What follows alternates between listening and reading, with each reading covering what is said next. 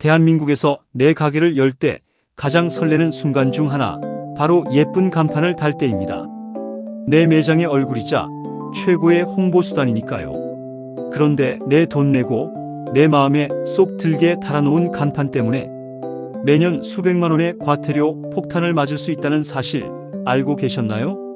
많은 사장님들이 간판집에서 알아서 잘 달아줬겠지 하고 무심코 넘어가셨다가 이웃 매장에 신고나 구청의 일제 단속에 걸려 수백만 원짜리 간판을 눈물을 머금고 철거하곤 합니다. 심지어 철거할 때까지 매년 이행강제금이 반복해서 부과되죠. 오늘 이 영상 딱 하나만 끝까지 보시면 5개 광고물법 때문에 골치 아플 일은 평생 없으실 겁니다. 안전하고 합법적으로 내 매장을 알리는 법, 지금 바로 시작합니다. 가장 먼저 알아볼 것은 간판을 몇 개까지 달 수 있는가입니다. 대한민국 상위법인 5개 광고물법 시행령 제12조 제8항을 보면 명확한 기준이 나와 있습니다. 한 업소에서 표시할 수 있는 간판의 총수량은 3개 이내의 범위에서 시도 조례로 정한다. 라고 말이죠. 즉, 국가법령이 허용하는 절대적인 마지노선은 기본적으로 3개입니다. 국가가 아무리 조례를 넉넉하게 만들어도 한 업소당 3개는 넘지 말라고 제한을 걸어둔 셈이죠. 하지만 현실은 다릅니다.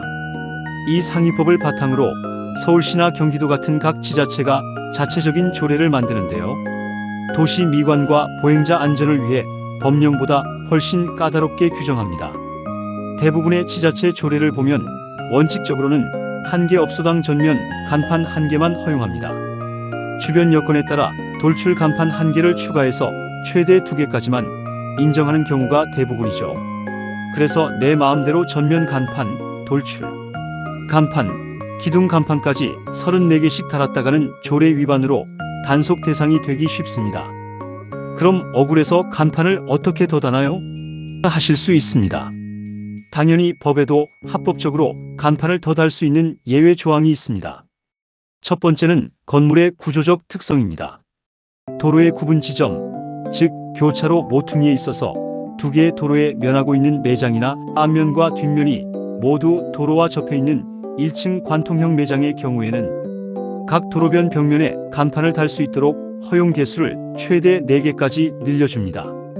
두 번째는 종류에 따른 자동 추가입니다. 보행자의 통행에 방해되지 않도록 내 건물, 부지 안쪽에 세워두는 합법적인 입간판 1개는 보통 조례에 따라 추가 설치가 가능합니다. 단, 바람을 넣어 움직이는 풍선형 에어라이트는 무조건 불법이니 주의하셔야 합니다. 또한 약국의 약 표시 등이나 미용실의 사인볼 같은 소형 표지 등도 예외로 인정하는 조례가 많습니다. 그리고 창문에 붙이는 썬팅, 즉 창문 이용 광고물은 간판 개수 제한에는 포함되지 않지만 면적 제한을 받으니 창문 전체를 다 가리지 않도록 조심해야 합니다. 이제 개수를 확인했다면 간판을 달기 전 행정 절차를 거쳐야 합니다. 5개 광고물법 제3조에 따라 간판은 위험도나 크기에 따라 허가와 신고로 나뉩니다.